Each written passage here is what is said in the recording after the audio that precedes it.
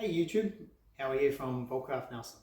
Today I'd like to share with you my top 15 tips on what makes me successful at what I do, mostly in the joinery shop. But I feel like these all could be relatable to many other topics and services out there, and I just thought these things would be quite worth mentioning. So starting off with tip number one, accurate work drawings. So I spend a lot of time in the office detailing all my drawings and working off them methodically. When I need to check something, I go and check the drawing. And so everything in that drawing is drawn within a millimeter. I produce a lot of working drawings, like the ones shown here, that my clients do see. It's referred to that other sub-trades use it. It helps locate other things that are around in the room. You can do it the traditional way with a piece of MDF and drawing it out and doing a story rod. I like to use the computer because it's quicker once you know the process. I use a program called DeltaCAD. It's a really easy once you get it, and it's easier to draw all your reference lines and square lines and shorten them up to suit where you're trying to go with things. But the key is drawing it to the millimeter, draw it accurate, spend the time, and then when you need to refer back, or maybe you've done two jobs in between and you need to go back, you can see exactly the millimeters that you've allowed for. So doing an accurate workshop drawing and set out is well worth the time. Tip number two is having really sharp gear. Make sure all your tools are sharp. Make sure they're working right. I can't stress this enough. It's basic 101, but we get busy and that's normal. So sometimes it's worth just putting aside a bit of time to go through your gear, sharpen it up, or send it away to get sharpened. Tip number three, which is a real big one, say I'm designing a kitchen for a client. Things that I like to do is I like to stand in the space, or even when I'm building it in the workshop, I like to stand here and I like to imagine myself using this particular thing, and then maybe I need to turn around and use this particular thing. So it all depends on what you're doing, but by visualizing yourself in the space, you're actually going to make it a lot easier to use. Simple tip, but it's just remembering to get into that habit of checking, using the space, and sometimes ask someone for their help. Say, hey, does this seem a bit high to you, or could you stand there and I'm just going to measure this for you? Because at the end of the day, it needs to be comfortable for what you're doing, and you need to take into allowance things like client's height and things like that. Tip number four, details matter. They really do matter. I can't stress this one enough. I remember teaching apprentices, and the key is you want to start with getting it right from the beginning. You don't want to be ending up with this massive pile of problems at the end. So work through the details as they arise and do all the bits that you need to do. Tip number five, tackling problems. Tackle the problems as they arrive. Don't wait till you're 3 problems in to go, oh, I better act on it.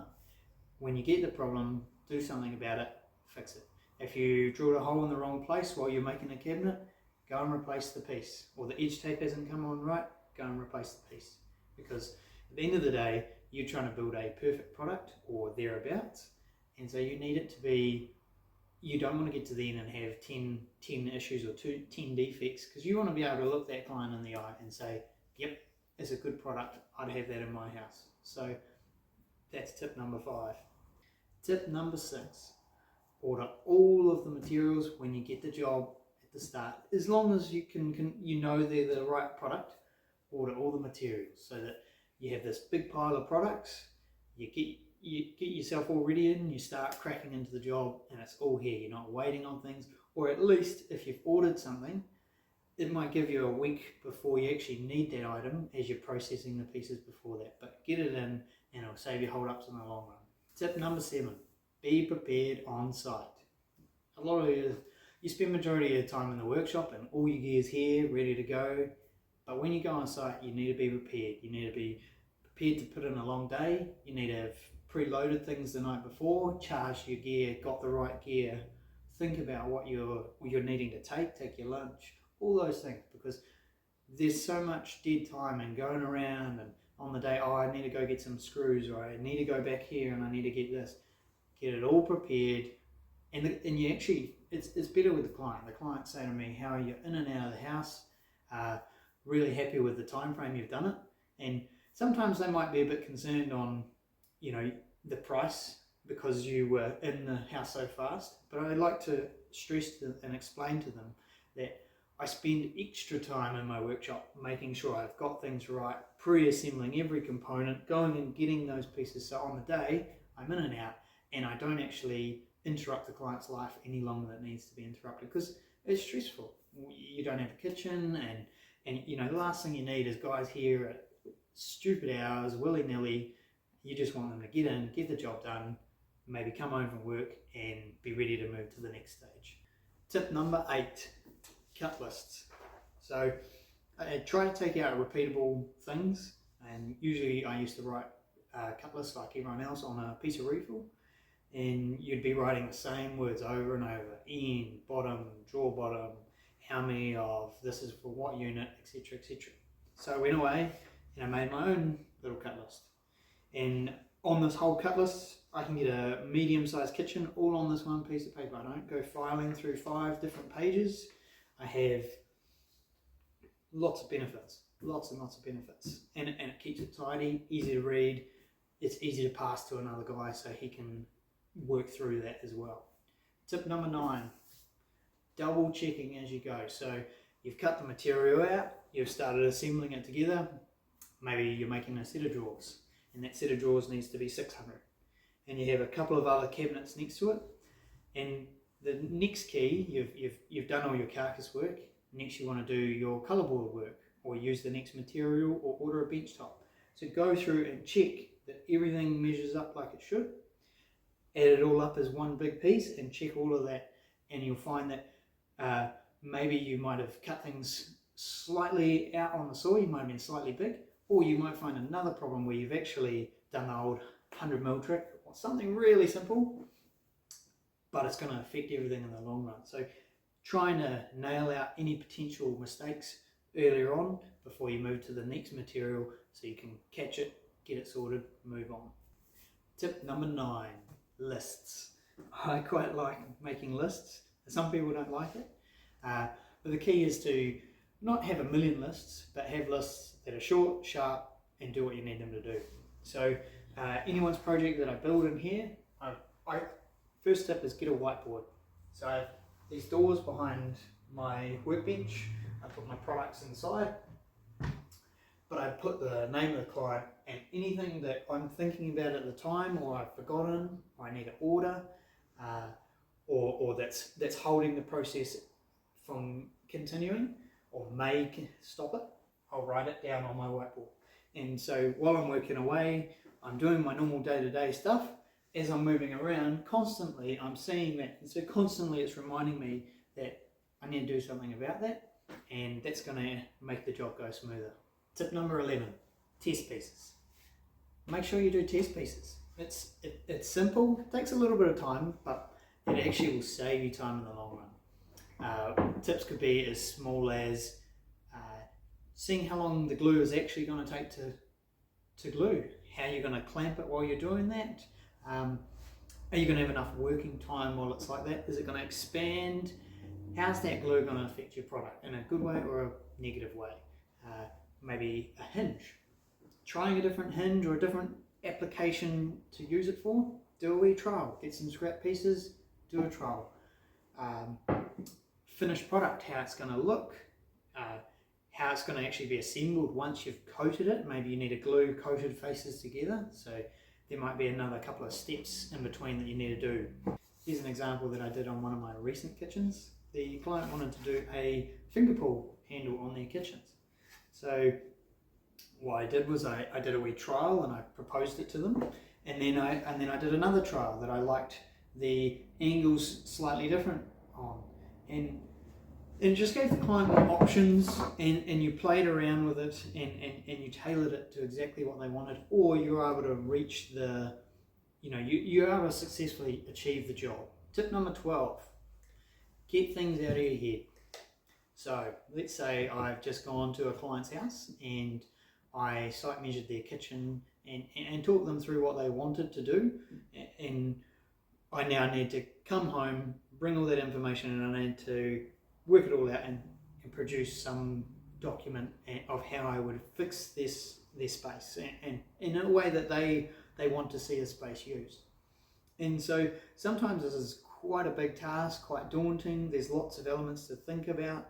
Sometimes clients can be very, very particular, and which is my favorite type of client. I like clients that they want a specific item to fit in specific drawers, and that's perfect because I know exactly where I'm working with, and that's my type of client.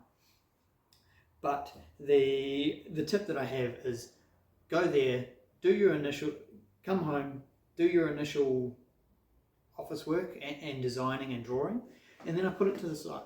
I'll come back to the job in another day or two's time, because sometimes when you go right through the job, you forget about things, and then afterwards you go, oh no, I forgot about this, or oh, actually, how am I going to use that, because I need to be able to move this from here. So taking that time and giving myself just that 1 or 2 days breather's time, I'm not working on the job, but in the back of my mind there's always just something ticking along, and maybe I'd thought of an example of how to do it better. But but by giving myself that time, I then can come back to it, and I've got the mess out of my head. Let's go back and let's fine tune the mess. Tip number 13, tweaking the equipment to make sure it does what you want it to do. The day you buy a brand new machine, it does things exactly what you want it to do, but slowly things get sloppier, looser, get put through the machine, and so it doesn't produce as good a result as it used to. Spend the time when you're setting up that machine to do that type of thing, put your test piece through and set it up until it's doing exactly right. Check and be really methodical, because the time that you spend setting that machine really well will actually pay off, because it'll go through the machine and the machine will do it quicker than you, and it'll do more consistent, it'll look more perfect coming out of that machine, as opposed to the machine doing a half job, taking it back to your bench and piece by piece, altering it, scraping it, rounding it, whatever it may be. Get the machine to do it right in the first place. So spend the time getting the machine working right, and you'll find that your work looks more flawless than it ever did before.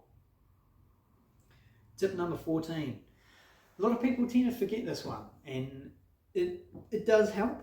It's calling the client. So rather than just expecting that you know the best and you know your client and you know how it should all be, every client's different and they have a specific way that they prefer to have things. So call them, say, hey, I could do it like this, or I could do it like this, or maybe they pop down to the workshop and they have a wee look, because that makes them more satisfied with the product at the end. Because if you carry on the way that you're going, and in this scenario they don't like it, well, they might tell you to redo it, or they might accept it, but they might just not be that happy with the job and say, oh, I wish they had have just asked me whether I wanted to put that power switch at that height, or whether I wanted a black switch as opposed to a white one, because I've got a white wall and all the other walls are black. That little bit of, it's a courtesy thing too. So take the time, and the client will feel more appreciated and more part of the project. And the last tip number 15, keep your space clean and tidy. You're going to spend a little bit longer, but you're going to keep your space looking well organized, easy to use, and methodical. And clients can see that. Clients, how many Sparkies do we know?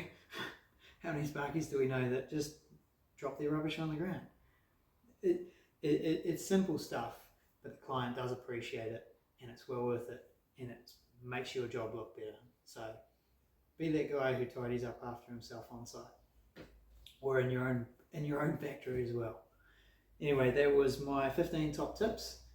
Hope you enjoyed them, and leave me a comment if there's something you think I should have covered better, or there's another tip number 16.